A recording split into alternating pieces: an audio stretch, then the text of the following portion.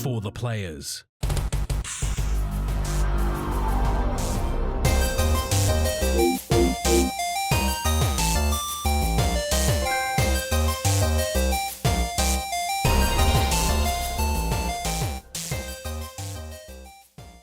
I'm Ryan Betson. Max Cooper. And this is For the Players, the pop culturist PlayStation podcast with over 40 years of playing PlayStation, like 15 years in their games to be combined. I'd like to thank you for joining us in the 401st PlayStation Conversation. This PlayStation Conversation happens every Tuesday morning. Well, it's about to change, but every Tuesday morning for now. Again. At 8 a.m. on podcast services and 9 a.m. on those YouTubes. If you'd like to check it out, if you would like to take part in future conversations with us, you can come and check out our socials: Facebook, Discord, Instagram, X. All of those links can be found in the description below. If you want to join the conversation as it happens, head over to twitch.tv/thepopculturist, where you can watch us record this show live, where you can jump in the chat and become part of the show. If you want to support the show, you can. Tell your friends, tell your family about this PlayStation Pod. If you are listening to us on podcast service, be sure to give us a 5-star rating and a written review. Watch us on YouTube, be sure to like, subscribe, leave a comment below. I endeavor to answer every single comment. And if you want to support us financially, you can at patreon.com/thepopculturist. Max, as you mentioned, once again, we're changing our recording days. Except this time, it's not my fault. And I like that. What's happening? That's true. That's true. So, I think I mentioned it a couple of weeks ago. I'm going back to school to do some IT courses. Billy and whatnot. Madison style. Yeah. Max is going to return to prep. I'm going to fucking wreck some... Play some mean dodgeball. Fuck some kids up. My parents want me to take over the family business, but they're only if I graduate year 6. Yeah. So I have to go back to school and learn how to do sums and shit. And the worst part is you're going to fall in love with one of the teachers and you're going to live happily ever after, which is going to be very difficult for Ellie. She may not get a say in it. But then a clown will die in your backyard. Yeah. So originally when I applied to do this course, they're like, hey, it's cool. Your classes will be Tuesday, Wednesday, Thursday. They have been for years. I'm like, cool. No worries. Awesome. I got my timetable this week, Monday, Tuesday, Thursday. Suck dick. No, almost only one of the days we promised you. Which obviously means that, yeah, we either have to, Ryan has to be ready to record right on 8:30 every Monday night so I can still make it to work on time, or we just move it back to Sundays. We're going to Sundays. But of course that does mean there might be some weeks when I have a show on Sunday and then we then have to make it Monday. But we'll aim our best to make it Sundays, because fun fact, by the way, and we'll talk about this now, mostly because if I talk about it out loud, we can make it happen, and I know he's going to listen to the show. We have been chatting to our good friend Paul James. You know, as for those who've been playing along in the lore of For the Players, prior to Max, as well as John O'Peck, I believe. Actually, no, may have except John O'Peck. Paul James is our most reoccurring guest. He's one of our dear friends, probably one of the biggest, smartest PlayStation brains in Australia, at least in my opinion. And I have argued for the longest time that Padge needs to be part of what the fuck this is, right? There are new steps in the hashtag Bring On Padge initiative. Don't put initiative in the hashtag, just Bring On Padge is probably sufficient. That'd be a really long hashtag otherwise. So we're trying for that.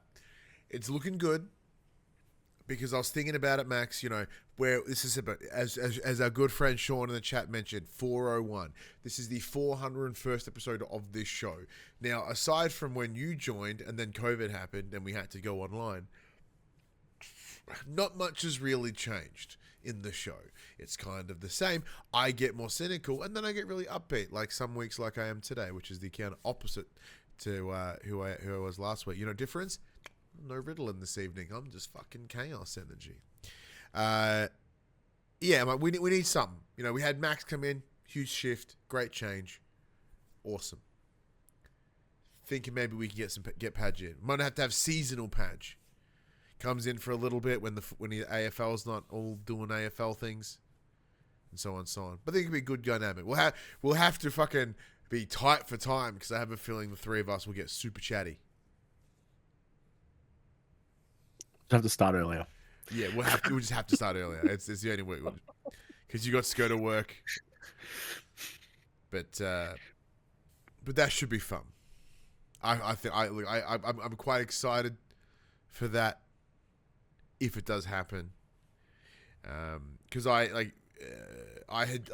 last night, time of recording, I recorded an episode of Patched with Padge, and we essentially just had a big deep dive into like the industry side of PlayStation for a couple of hours, and it was awesome, and I really, really enjoyed it. Not to say that, Max, I don't enjoy talking PlayStation nonsense with yourself. However, like I'm sensing there's a but. The but is, I don't know. Padge and I have a different way of talking about the industry, but you're just like, I don't know, I don't fucking care. Where he and I have the same fucking tism trait about like this one particular part of the business. But so it was really fun, and I think it'd be a great addition if it were to go down, even if it's in a part-time basis, which should be good.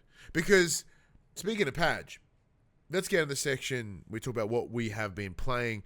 Max, you have been playing quite a lot with Padge, actually. Yeah. So following on from, I think it was last week when the announcement came out that EA was shutting down the Anthem servers and it would be no longer playable. Padge was like, hey, I haven't finished it. I should probably go back. I said, hey, I've got it installed. I've been dabbling with it again. If you want someone to just run through shit with you, let's fucking do it. So over the course of 3 nights, we finished it. Nice. That's a meaty campaign. Now, granted, I think I was doing 3-hour sessions and then Padge was doing a bit more after I left for work. At one point, he sent me a message about 4 hours after I left going, okay, I finally finished that quest step. I'm good to go. I'm like, cool. Because at a certain point in the game realizes that it hasn't introduced you to free play at all. So it's like, we want you to go and look at these 4 locations, but you can't get into these locations until you do some set of quests for each of these locations. Some of them being like, get 50 melee kills, open 20 chests, do some other bullshit. Each of them had about 3 or 4 steps. Now, by the time you get there, you've done most of them. It's not too bad. Except for the chest one. The chest one is a really big fucking issue because the game promotes you to play in a team, but it only counts for the person who opens the chest. Oh god. Now, because I had already done it, I could access these areas straight away. So I just said to him, "Let me know when you're done farming. I'm gonna go work. We'll pick this up later." Here's a map of where all the chests spawn out in free play. Just run a fucking loop for a little while. You'll be fine. Because I was playing as part of Padge's crew, I didn't see any of the cutscenes that were happening in Fort Tarsus. So I completely skipped all of the story again, having not played it since it launched back in like 2021 or whenever the fuck it came out. I still don't know what's going on. All I know is that the Anthem is a song, not a thing or a place or a being. It moves me. And then obviously all I could think about was the song, the Anthem. By Good Charlotte, I went there immediately, and I was like, "Did it make you want to throw your hands up?" But the game, despite its many and egregious flaws, it is kind of fun to play. The moment to moment of just flying around, fucking shit up, is really fun. But everything else of it is hot garbage. Like, the character models suck, the dialogue fucking sucks, the fucking user interface is terrible. Like, trying to find objects is asshole. The way the quest progression works is atrocious.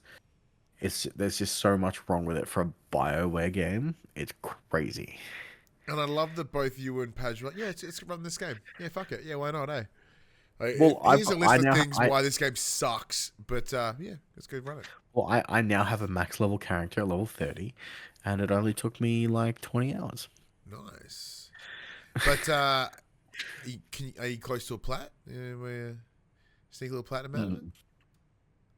I can't be fucked. Fuck that noise. I see that they're shutting it down. It'd be a cool little thing to have up, up your sleeve. I mean, it would, but nah. Seems. Is it a difficult one, or is it just timely? Probably not. It's probably just tedious. A lot of it. Anthem sounds quite tedious as a package, so I imagine it would make sense. Seems on brand. Which is a real shame because I really wanted it to do well. Like an Iron Man Space Magic BioWare game. It's like ticked all my boxes, and then it's just bumhole. Because I never bought the game. I remember playing. There was like the demo or the beta or something, and I quite enjoyed playing it. What was ostensibly the Hulkbuster. Yeah, that's the one I just enjoyed. Just like fucking shit up. That was really fun. But yeah, because in the chat, Mute jumps in and goes, Anthem, that's the one with the long, strange dialogue. And I do remember the dialogue being weird, but I couldn't tell you what it was. So what's he referencing? a lot of stuff. Like for the most part, you're essentially just a freelancer doing tasks for other people, and it's just like, hey, I found these fucking magical manuscripts. Can you help me find the rest of them? And like every mission structure is the same. It's you fly off from Fort Tarsus, you go to point A, you kill a bunch of mobs, you scan the object, you move to point B, you kill a bunch of people, you scan the object, you go to point C, kill a bunch of people, scan the object, then there might be a boss, or it just ends. Cool. Like sometimes there's just no big boss at the end of a mission. It's like, oh, we're done now. Okay, And cool. credits, yeah. Oh fuck hell. That's a damn shame. That's what that is. It's a damn shame. I had fun playing it with Padge, but like substance-wise, the game. I think by the end of it, he was like, "I'm just button mashing through the dialogue." He's like, "I just don't care." Yeah. Well, yeah, it's very similar to how I play, like, Elder Scrolls Online. Like, couldn't give a fuck what's happening. But you want me to go stab a thing? I'll go stab a thing. Easy done. But a game that you and I have been playing this week, not like not together in the same way that you and Padge have been having good Anthem time. You and I have both been playing Shadow Labyrinth. Yeah. Let me pull up my thingo. What are you pulling up? My little doohickey. What doohickey? Riveting podcast, by the way. Oh, I know, right? Well, okay, either way. So, big shout out to the team over at Bandai Namco / Square Enix Australia for providing Max the review code for Shadow Labyrinth. What is interesting about this game is kind of hard to explain. So it is...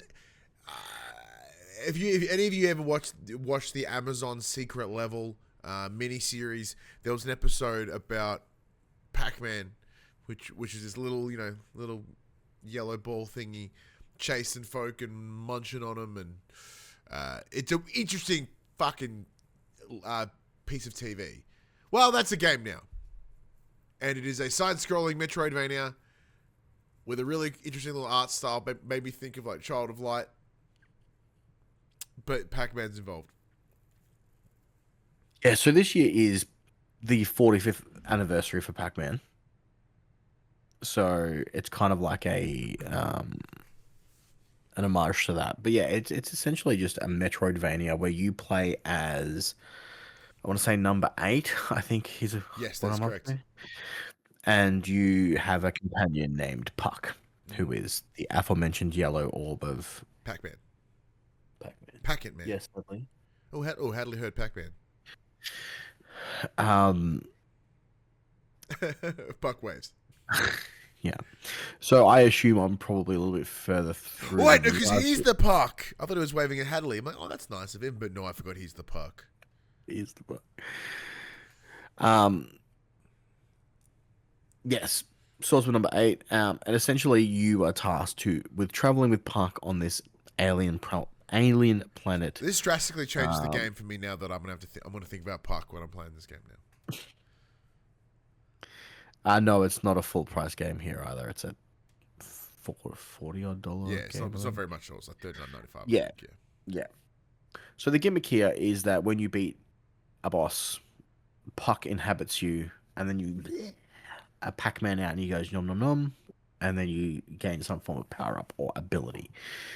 So I'm now 3 or 4 bosses deep. I'm in the 3rd biome. I've managed to buy some upgrades and do some stuff. I have defeated, I think it was the Orange Ghost. I can't for the life of me think what the Orange Ghost's name is. Millie or Billy or Patilli or something. Blinky Pinky. Oh, that's right, Blinky Pinky and Stinky or whatever. And but they're called G-hosts. Nice. Because it's all sci-fi and fancy. The game's fun. My only qualm with it at the moment is the dash takes too long to kick in. Yes. So the iframes are just butthole sometimes. Yeah. You go to dash through something to dodge it, and it's just like, no. And I'm like, clearly that should have not hit me, but whatever. The other stick to it is, obviously, like most Metroidvanias. Now, the Reverend Puckman has jumped in. Sorry to cut you off there, Max, because it's important. Pokey/Clyde is the orange one. Yeah. The Puck would know the name of the ghosts or the G-hosts. So with most, 2D Metroidvanias, you have omnidirectional attacking, but when you attack down, there is no downward attack if you're not in the air. What you do instead is you essentially have like this magical fist that allows you to wield the sword, and you stun enemies. Yeah. So you can kind of like, combo break them. But it's just like any other Metroidvania hack and slash. You find stuff in the map that I want to do that I can't do yet because I have to come back to them later because I haven't got the upgrade or the item or the whatever. I still don't know what's going on yet. It very much drip feeds you why you're here, what you're doing, what the end goal is. But if you have seen like you mentioned, the Amazon Prime secret level episode called Pac-Man Circle, that apparently serves as a prequel to this, where essentially Pac-Man just uses someone to gain in power and strength to escape whatever prison he is locked up in. Which, as we know, Pac-Man is normally in like a prison-like structure, munching on little pills and chasing ghosts. But look, because I said I used the example of Child of Light, but I think I'm on the wrong one. I just did a quick Google. There's one that's like a little mouse, and it's like a little side scroller, little thingy, and because the art style of this game is it's like it feels like marionettes, right? Where there's they're very stiff in the middle parts, and it's all at the joints. What's it called? Oh, shit me to tears now. But it's not Child of Light. Because Child of Light, it was the EA Arts, or no, Ubi Arts thing back many years ago. Either way, I quite like it. Pretty sure it was a PlayStation Plus title. The one I'm thinking of.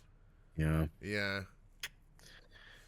Doesn't help me, but yeah. So like for me, what I'm enjoying about this game, Max, and I think it does sort of connect up with what your. It was Child of Light. Yes, I shouldn't doubt myself. Should back myself more.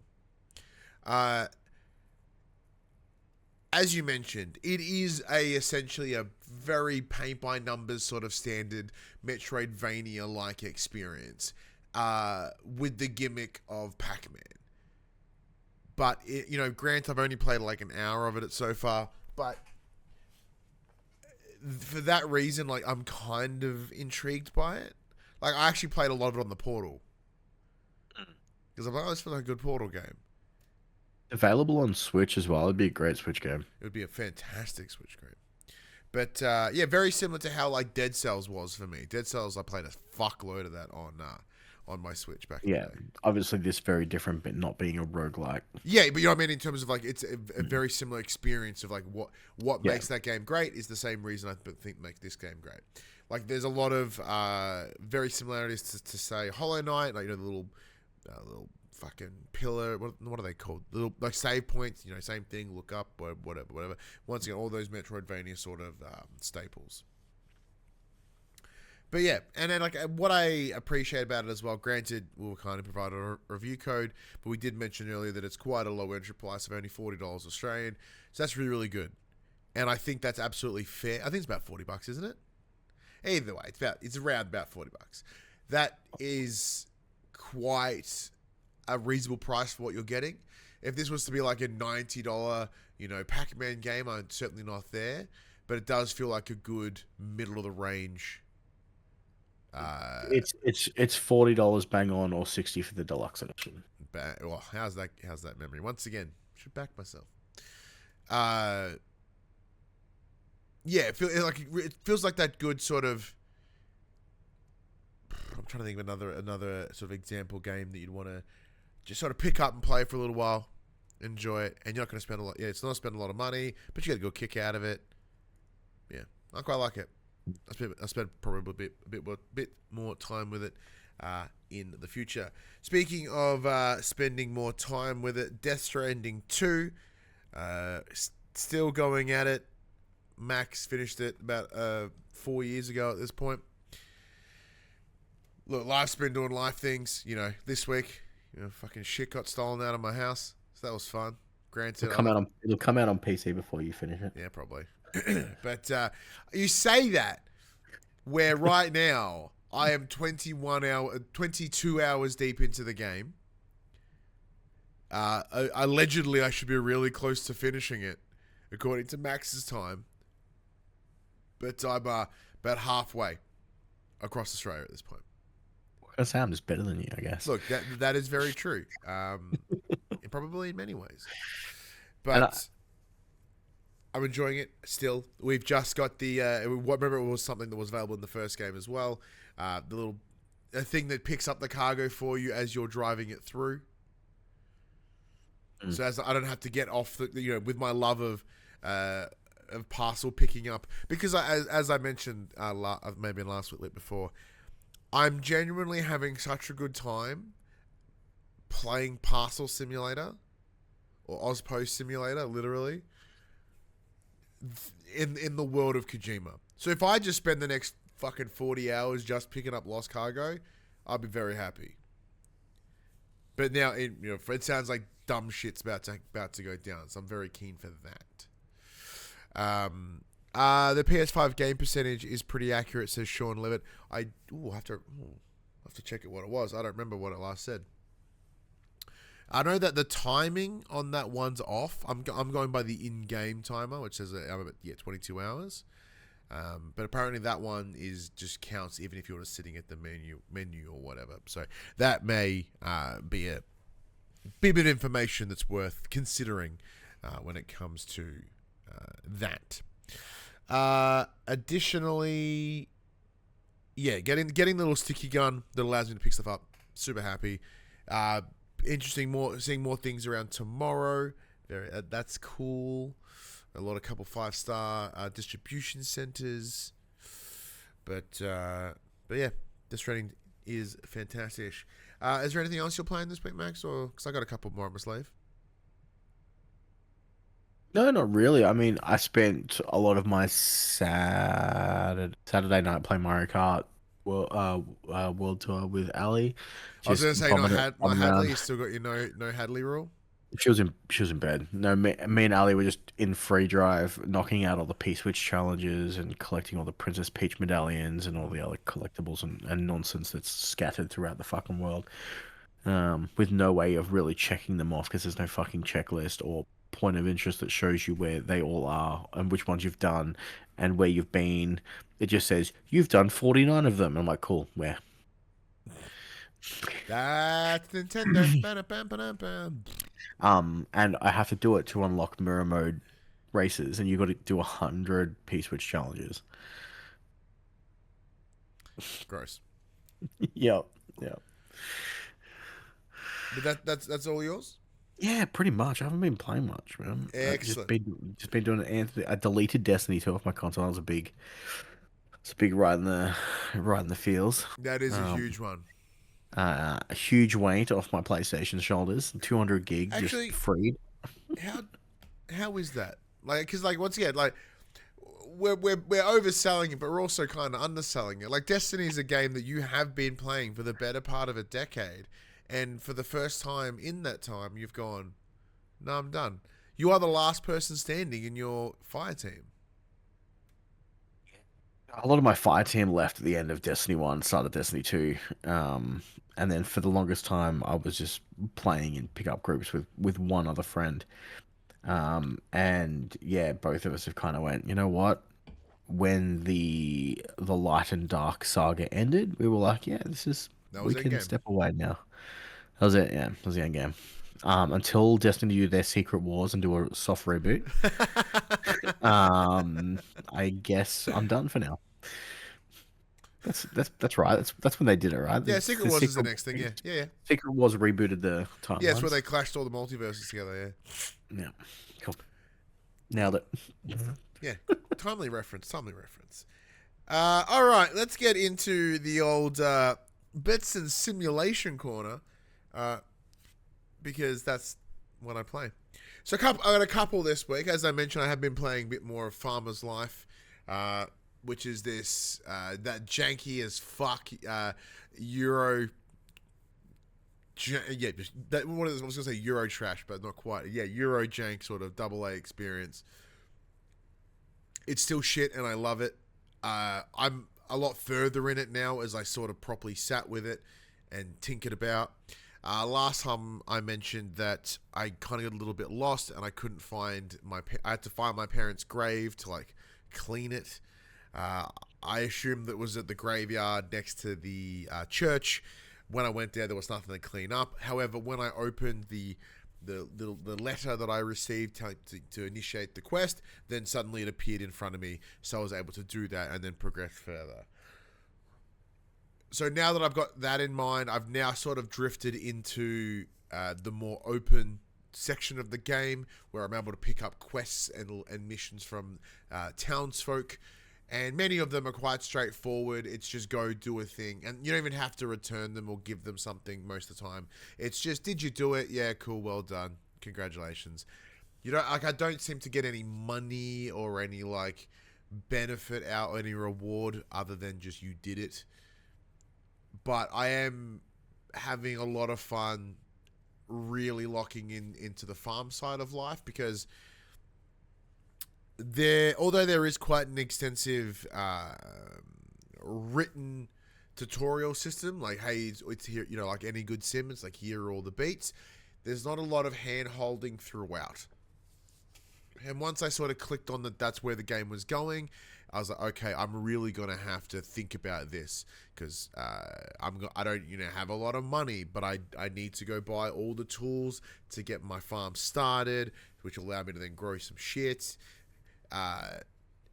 Because money's super tight and there's not an immediately easy way to make money that I'm seeing. It's kind of making it feel like I'm having to scavenge my way through all of it, and I'm finding that entertaining. As I said, still jank, but love it. The other out of the three was a game called FigurineShopSimulator or something along the lines of that. Ostensibly, it was in the same way that I've enjoyed my trading card game simulators and my supermarket simulators. This one's about a shop that sells minis. That's why I clicked on it on Keymailer and was like, that looks rad. And Max, there's some cool things about it. Obviously, selling cool minis. Now, this game is in early access, so it's actively being built. I pretty much got all of the main missions together in about an hour, not even. But the novelty in it, in the same way that the novelty in the trading card game simulator was that you get to open all the packs and then you get to sell them individually and you kind of want to get the collection together, I get to paint the minis in the game. Now, this is someone who hasn't actually painted minis in real life in way too long. And I always say, man, I need to paint more minis. So I'm like, here's a game that I don't have to actually. I can just hover over and go blah blah blah blah blah blah. When you're ready to Paint it. paint more minis, I have more minis that can be painted. Oh, what you got for me? You can paint the rest of my Gloomhaven minis if you want. Oh yeah, I did start them, but didn't finish them. Oh, maybe Phoebe could do them. She's good at painting things. Stop throwing Phoebe under the bus. No, I'm saying it might be a fun little thing for us to do together, because I've got all my Horizon minis and stuff, and I might be able to do some body doubling where we're like, she's doing it, we're both painting minis. That could be a laugh. Oh, that could be fun. Yeah, so that part's fun. Other than that, it is pretty much your standard sort of shop simulator. Shelves, put shit on shelves, control the prices, things, whatever, sell extra. The gimmick there being that they're minis. And look, for me, the gimmick was actually more than enough, because I liked that gameplay. Sick, I'm already in. In the same way that the other game that I've been spending a little bit of time with on the PC is Tech Store Simulator, which is me just running a computer shop. It's another simulator game that's exactly that, except this one has like real funny little knockoff brands, which made that was one of the big thing that made me chuckle, because I thought, oh, okay, cool. If I can, sell, keyboards and consoles and other bullshit, it'll just be funny and I'd enjoy it. And yeah, just knockoff brands would make me chuckle. But both of them play, perfectly fine. They're exactly what I expected them to be, and I'm happy for that reason. If you enjoy those kind of games, then both of these are that. Now, granted, Tech Store Simulator is probably a little bit more of your realistic quote unquote sort of experience, in that the models are a lot more lifelike, where the Figurine Store Simulator is very cartoonish. So it's sort of that, very different design choice in mind, but still fun nonetheless for someone like me and my brain. Outside of that, Max, what we have been playing and we didn't really talk about at all last week, that I don't believe so. Did we talk about Tony Hawk's Pro Skater 3-4 last week? Yeah, I said I finished with 3. Oh, that's right. And I'm working my way through 4. Because you were jamming it as we came into the call today. I've realized I can't get one of the trophies. Oh, why not? Because I need to play on an online map, and there's no EA account. Oh, I'll make one. Sorry, there's no Activision account attached to I can make one. Thingo. I'll get you sorted. Wait, EA, Activision, and Activision. Yeah, I meant I corrected myself. I meant Activision. I was busy processing the idea of I could make that, but rather than actually listen to what you said. My apologies. But yeah, we can do that. And I fell just shy of a 20 million point combo the other day. Jesus Christ! Or shattered. So I've been playing a bit. I've been playing a bit this week as well. Playing with James, because James quite enjoyed playing 1 and 2. Yeah. And Phoebe got a kick out of it as well, because she remember playing them back in the day. I'm certainly not getting those point combos, because I am quite rusty. And I said this when we talked about and reviewed 1-2 a couple of years ago. I spent so much more time playing Skate, so my default is to play it with the stick and the stick flick. Yeah, so that's how I remember, because the way you structure combos and the way you plan your runs are very different from Skate to Tony Hawk. So I think about, I have to almost click my brain into thinking it like Tony Hawk, but a bit more arcadey, a bit more crazy. Well, the other thing is, and the game doesn't tell you this, but if you grind the same rail multiple times, your balance meter just fucks off. Oh yeah. Like it becomes worse and worse. So the longer you grind, it fucks you. It's not the longer you grind; it's the amount of times you grind the same rail. Oh, hence why a bowl will fuck you up. As long as you hit points, it'll reset to center. Ooh. You've just got to. That's why, if you watch people who do those like massive point combos, they don't find a spot and go kind of back and forth and revert and go back and forth, because it screws up the game. Punishes you for just staying in the one area. Interesting. Oh, there you go. And then you got to go in and change all your special moves, so they're like up, down, left, right. Yeah. and all that to make them just easier, so you can kind of just mash them out really quickly. Jesus Christ, that's But yeah, so many moves, though.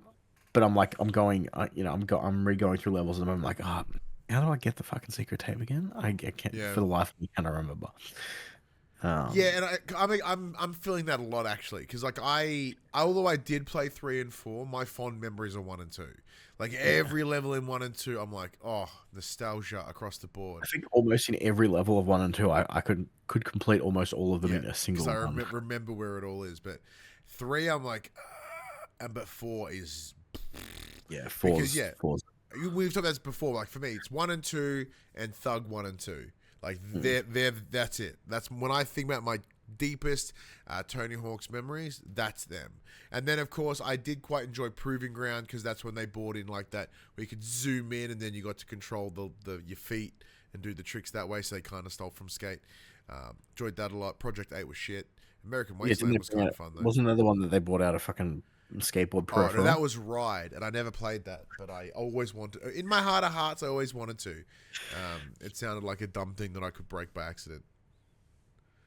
But yeah, outside of that, I think that pretty much locks up all the games that we have played. So let's get into this section we call Inform the Players. We tell you about what happened this week in PlayStation. It's a sad day, Max. Bit of, Is it? I don't think anyone uses this. look, I did sometimes. So Sony has uploaded the final PlayStation Stars collectible. As the service begins to properly wind down, while the program will be live until November of next year, for current members, it has stopped accepting any new players back in May. There'll be no more rewards or collectibles after this week. Why are they waiting so long to shut it down then if there's not going to be any new people that can sign up and there's nothing else? Because the points can be transferred for things. I understand that, but why wait an entire 14 months? I think it's to give people the option to, it depends on the frequency of players. If they're like, you have 6 months and they don't play, they're like, whoa, whoa, whoa, whoa, whoa. Like, look, we gave you fucking a year and a half. All right. Yeah, I suppose. So the last collectible is a literal PlayStation Star and includes the description, quote, PlayStation Stars may be ending, but your loyalty and support will forever live on in our heart. Thanks for 3 years of great games, fun challenges, and exciting digital collectibles. To add it to your collection, you just have to play any PlayStation 5 or PlayStation 4 game. The eventual shutdown of PlayStation Stars program was confirmed back in May when Sony said it would, quote, refocus its effort after learning a lot from evaluating the types of activities that their players respond best to. PS Stars shuts down completely on the 2nd of November 2026, but more imminently, no more collectibles, points, or level ups can be earned from 23rd of July 2025. There you go. So you can't even level up anymore or gain any more stuff. No. So you got 2 days to milk them coins. Yeah, which is funny because that's I never played. I never did the coin ones. I just wanted the little digital collectible crap. I only did the coin ones because they were worth something and it bought me Balatro. Look, granted, that's true. I did get Balatro out of it. So PlayStation Stars, if anything, has done that.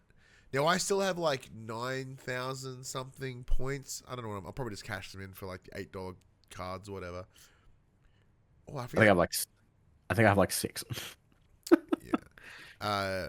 Yeah. Look, I loved the concept of the program. I jumped onto it immediately. I liked being hooked and booting up a game, and once again being who we are and what we have access to. It made it really easy for me. They're like, go buy this game. Like, they already have it. Bing. Don't lie. You like NFTs.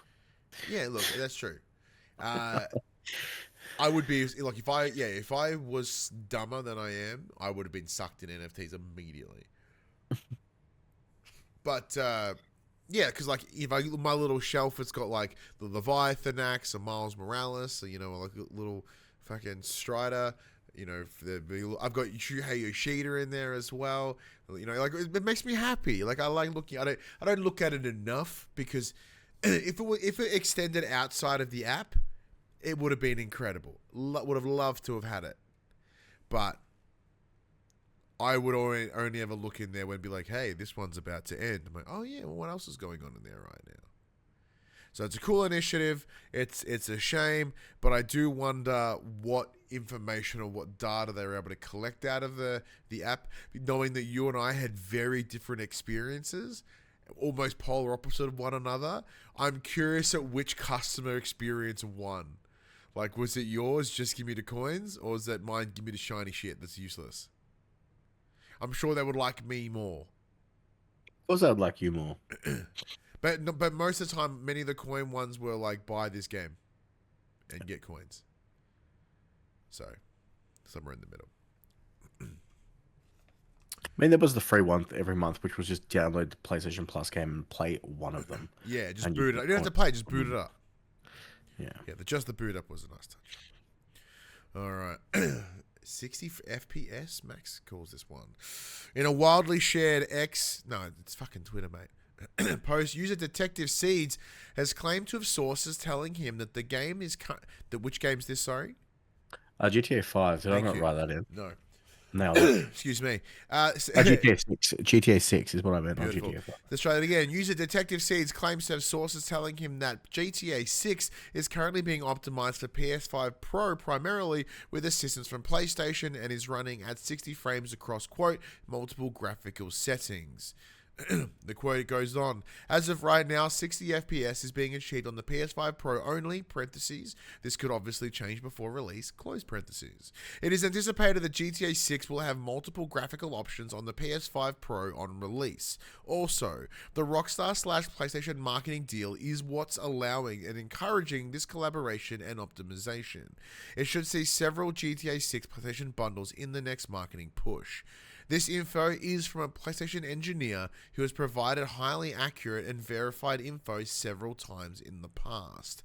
Detective Seeds has since doubled down on the rumor, claiming his source is the same one who told him about the aforementioned PSSR upscaler improvements, and we've talked about over the last couple of weeks, which were mentioned by architect Mark Cerny in a recent interview. Max, who the fuck's this guy? What does he know? I don't know. The only thing that I could track down that he was almost correct in guessing was that Oblivion was going to come out. He said the 3rd of May. It came out on the 22nd or April or whatever the hell it dropped. He was 2 weeks too early. Okay. Not reliable. Yeah, no. Fun fact though, GTA 5 is now available in the United Arab Emirates and Saudi Arabia. Woohoo! 10 years after its launch. Yeah, it took us time. Do you believe any of this to be true? Essentially. Yeah. Look, it'd be crazy for them to, because obviously the first time we saw GTA 6 was at a PlayStation conference, I'm pretty sure. And it would be weird if the Pro could not run it at 60 frames. Yeah. Will there be magic behind that 60 frames? You goddamn right. Oh yeah. That's that near $1 billion they've spent on GTA 6 will be going to, how do we make this run on fucking pieces of shit? Not the Pro is piece of shit, but I mean like the range. Did you see that analysts are predicting that it's going to make like billions of dollars in its launch month? I can assure you that it will do very, very well. So from where I'm 60 frames. So from where I'm sitting, looking at this situation, there's a couple of ways to look at it.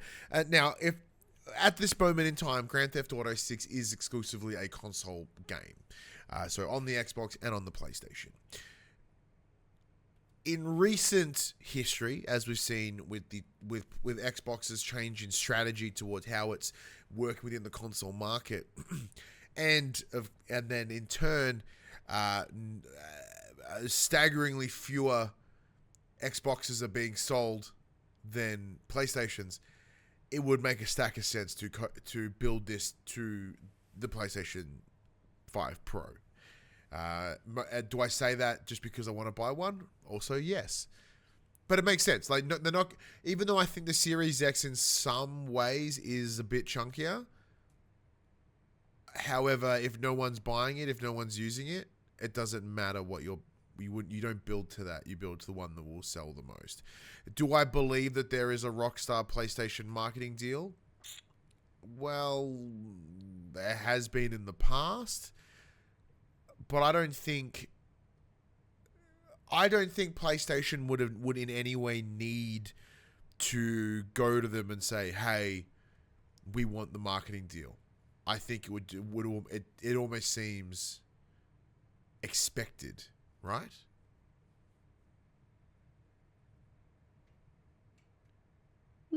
Maybe.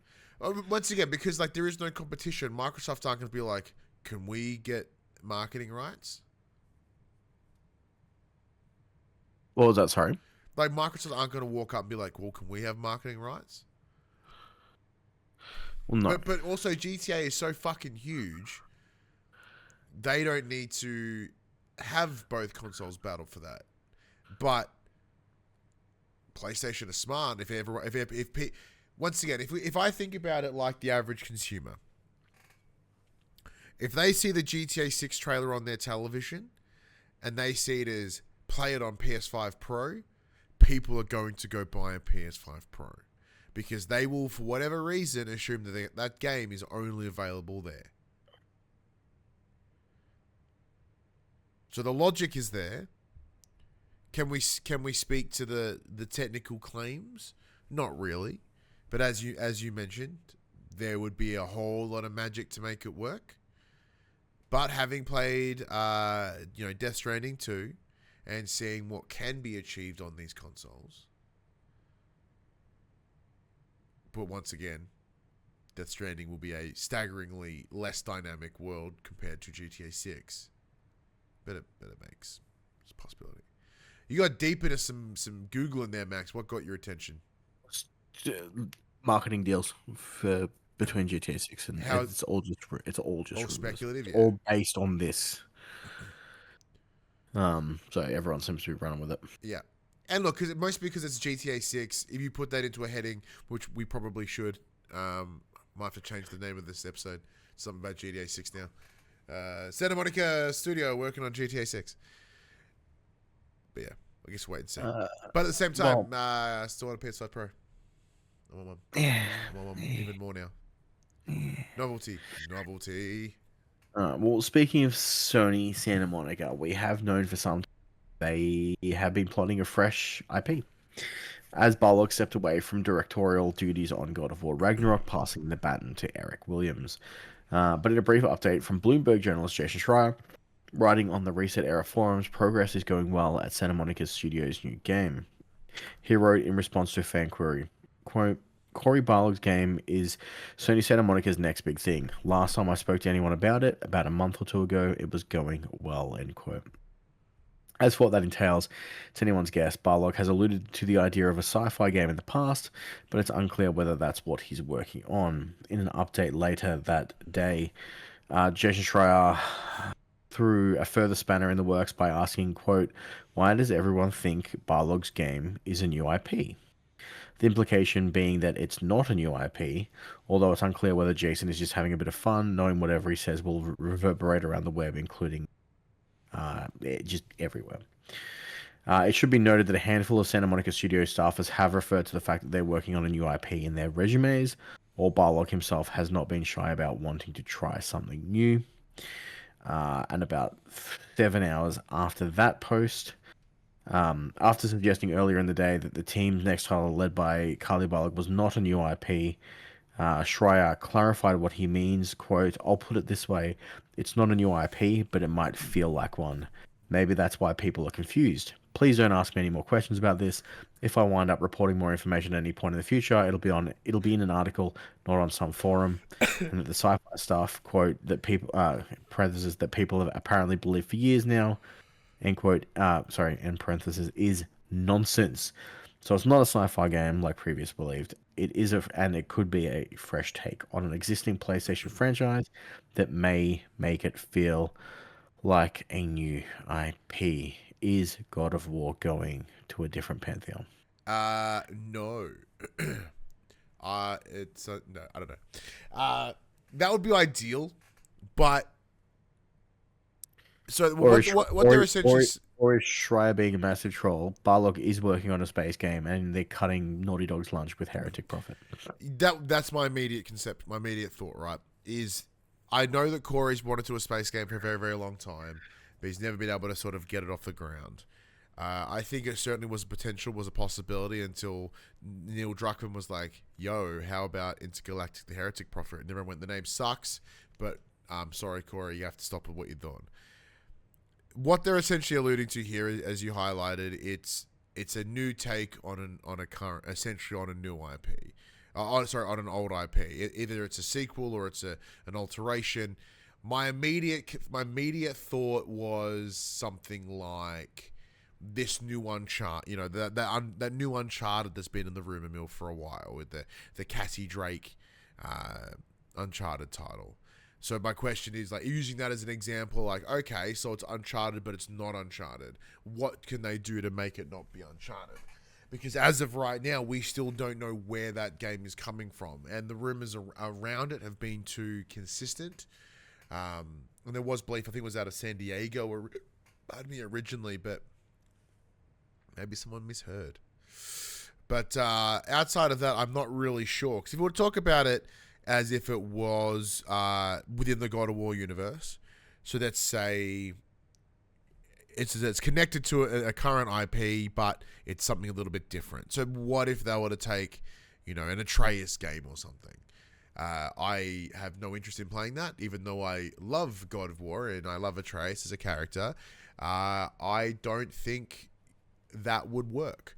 I think even from a public perception or a public reception, I believe the harshest critiqued parts of of God of War Ragnarok were the sections you play as Atreus. So I don't think that would be very compelling for a full experience. Now, a show that I listen to quite often and I reference often is Sacred Symbols. So they were discussing around, like, what if it was an Atreus game, but it played like Immortals of Avium, more magic shooter and like a bow and arrow-y sort of stuff. And that made me think about asking that with you, Max. Like, as someone that quite enjoyed Immortals of Avium, or at least liked the concept of it, would you want to play Atreus of Avium? No, I would prefer to play a God of War game as Atreus. Okay. Do you think think like a hulking brute, as he's grown to become as we know, he's the giant, right? So he has potential to be a unit. I don't think. See, when you play as Atreus in the God of War games, you are still very much a child, still coming into your powers. True. And it feels that way because you are fucking useless. This would be a what I would like to believe would be like a coming of age story of his first steps out on his own. He's come into his power now. He knows what's up. I think they could get away with it. Alternatively, Cart of War. Son of a bitch, I'm in. Like, there's this 2D Metroidvania they were talking about. Like, we're working on some God of War. They're like, Cart of War, baby. Give me that. Or some form of like, they just turn it into a 2D fighting game and just. Or they. You remember Professor Layton's brain training or whatever the fuck? Not Professor Layton, whatever it was on the. What is it? Mimir's. Yeah. Mimir's big head challenge. Yeah, you can't play Mimir because he's just a head on a butt. But what if you were to essentially do like a trivia game, or it's one of those educational games, but it's Mimir just telling you facts about shit in a Scottish accent. Okay, look, this is a bit of a tangent, but who was the better companion on your hip, Mimir or Dollman? Mimir. No, I love Mimir. Shut your whole mouth. No. This is not. Once again, this is ranking two incredibly good things. I like Dollman, but granted, he talks a lot less than Mimir, which is sort of helpful. But I love the sass of Mimir. Throw Mimir up in the air and use him as a fucking aerial scout. That's true, but I always forget to do that with Dollman. So with Mimir, all he did was be snarky to me. which I enjoyed. And he would also he's a really good exposition tool. Dollman is also that, but you have to sit there and press triangle on him in the Magellan for him to just info dump on you. I'd much prefer it if he info dumped on me as I That's walked optional around. info dumps.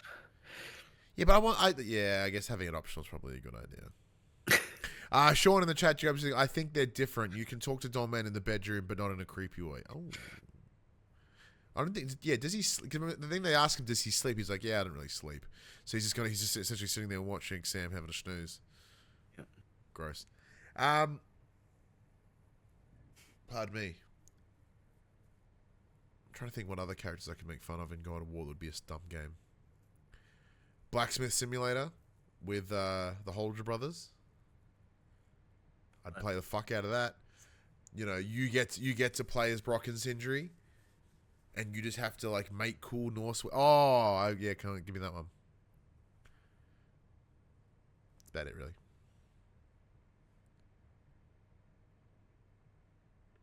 I don't think they're working on a different God of War game, though. Couldn't tell what the fuck it is, but... I don't know. Yeah, but whose IP would they want to work on? Who else's IP would they want to work on? Well, that's the difficulty. It's just on God of War. That's it. That's it. Yeah. I mean, they've been an external studio on other projects, sure, but that's their jam. Yeah. That is very, very true. But then once again, PlayStation in some ways have forgotten what their studios are really good at. Hence why they tried to make Bluepoint do not a remake or a remaster, and Sony Bend doing something dumb. So it's very likely that they mixed up and went, hey, Sony Santa Monica, do you guys want to do this game? And then they went to Bend and went, do you want to do this God of War multiplayer? Like, shouldn't that be going to Santa Monica? What if it's like a Call of the Wild God of War VR experience? Wow. Knowing that they've never worked with VR before in their life. Saying that, though, I can assure you the second that someone goes to do any Blades of Chaos action, if they don't strap their wrist onto that fucking Sense controller, that is going through a television. It is the Wii all over again. That would be awesome, and someone will die. Without a doubt. All right, let's get into the quick bits. Ghost of Yote is getting a popcorn bucket because what the fuck? What's it connected to? Like, I saw it and I went, I assume... This is the thing. This is how prevalent AI fucking bullshit is at the moment. I looked at that and went, it's not real. And I just kept going. Because why the fuck would there be a Ghost of Yote popcorn bucket? But I want one. This is why. So Ghost of Yote is heavily inspired by Japanese cinema. Sony is working with the Alamo Drafthouse Cinema to broadcast 5 classic movies, which inspired the upcoming Sucker Punch sequel. It's showing Lady Snowblood, Lone Wolf and the Cub, Sword of Vengeance, the Tale of Zatoichi, 13 Assassins, and Ran. Because of that, they have made what is ostensibly a rice bucket as a popcorn bucket. I want one. Just for the novelty of it. That's it. I'd put it on. I'd eat popcorn out of it, and then I'd put it on the shelf. That would be it. But I love gimmicky shit.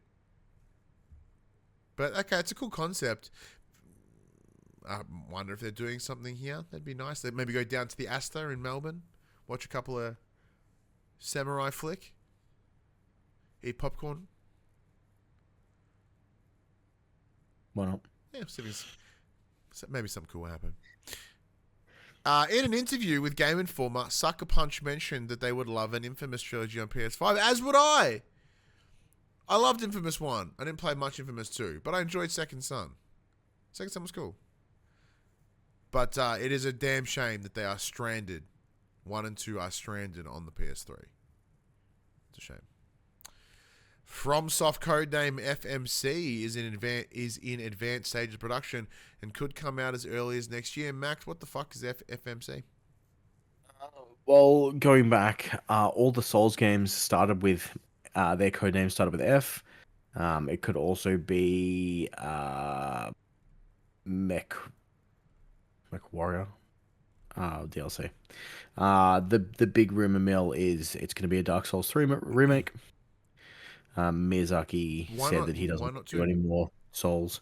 1 and 2 have both been remastered. Has it really? Sorry. So you'd be a remaster for 3. Yeah, Oh, 2 and 1 and 2 are my remastered. apologies. I remember 1 getting done. I remember 2 getting done. So 3 would be up next. It's cool. 3's great. But yeah, I can't imagine to be anything other than that, really. Oh. So it's not Bloodborne. It'll never be Bloodborne. It'll never be Bloodborne. I'm sorry, everyone. Pretty sure PlayStation own that IP, so that is correct. They do, but like the fact that no one else has touched it leads me to believe there's some sort of clause in the contract that From Software must do it. Next up, the live-action Assassin's Creed series it's a series because they've done movies. They had Old Fasten there. It's still coming, and it's coming to Netflix. It's been greenlit properly now by Netflix. It's coming. Sweet. I'm not going to watch it. Speaking of things I'm probably not going to watch, HBO are trying to decide if The Last of Us requires 2 more seasons or just 1. Look, the answer's going to need to be 1 because the drop-off seems pretty heavy. And they're saying that it won't be released till 2027, so you've got 2 years of nothing. I fucking hate. Go play the game in chronological order. I fucking hate how, like, granted that I'm not watching a lot of series, mostly because I don't want to start something and then 3 years later. Actually, wait, no, I lied. That's perfect for how I watch TV. I really should adapt this model in life. Obviously, it sucks for you though, Max. You're way better at watching TV than I am. Well, I mean, so I think it was 2 weeks ago, Sandman Season 2 came out on Netflix. Yeah. I have not started watching it because it's fucking part 1, part 2 seasons. Yeah. It's like, I'll just fucking wait. I don't care. Same with Stranger Things. I'm going to want to watch Stranger Things, but it's a fucking 3-parter. Why? So they can get more than 1 month subscription out of you. It's like they're dropping 2 movie-length episodes and 2 movie-length episodes and 2 movie-length episodes. Yep. They say that like people are. I would love to see the numbers of people that are like, well, oh I my god, fuck. Sorry, Reverend Park, Veer is coming. That is a deep, fucking wrestling reasonably deep wrestling. There was a guy named Veer, and he was coming for like months, and then he eventually showed up, and we all forgot. I would love to see the numbers of like people who are ponying up to watch fucking 2 episodes of Stranger Things and then fucking off. No, they don't. That's how they get you. You forget to log out. Because I feel that at this point everyone's got Netflix. I don't know anyone who doesn't have access to a Netflix. Yeah, because they made us have it by a fucking second one because you can't share that shit no more. Bullshit. I mean, even wasn't sharing. I still had a Netflix, like, you know. True. It's one of those things. It's just like you've got to have a license, you got to have a passport, you got to have a Netflix account. No, well, as much as there is to play at the moment, here's what's coming in the next week. Yeah, look, if you don't want to watch one fucking 2 movie-length episodes of Stranger Things, but you play some fucking games. I don't know why that was so aggressive. I'm really sorry. So on the 22nd of July, we have Abionic Factor coming to PlayStation 5 and PlayStation 8. Woo! We have Luto coming to PS5, and we have Monument Valley. Was that? Did Ali just? That was Ali. Something Yeah. fierce? Did that came through. That cut the noise. Did that not sound it? Rad. On the 23rd of July, we have Hatsune Miku Logic Paint S Plus on PS5, as well as Wheelwork PS5. On the 24th of July, we have Killing Floor 3 PS5, Boulder Dash 40th Anniversary PS5, Cyberclutch Hot Import Nights PS5, Wildgate PS5, Wu-Chang Clan Fallen Feathers PS5, and on the 25th of July, we have Death Relives, I'm guessing, yeah, PS5, and Flame Death Keeper. Relieves, just in pissing for 20 minutes. Yeah. It's a piss simulator. And Flamekeeper on PS5. I think Monument Valley sounds familiar, but I don't think it's what I think it is. But I think Wu-Chang was probably the one that's most interesting to you. Yeah, Wu-Chang's the new hotness of Souls-like games. Killing Floor 3 would be cool. I enjoyed 1 and 2. But yeah, The big one for me this week is Wu Chang. Sweet. But yeah, nothing for me. Anyway, that does bring us to the end of the show. Big thank you, as always, for joining us for the 401st time. Still fucking insane that is an actual real number. I know it's a real number, but I mean, like, for us as a podcast.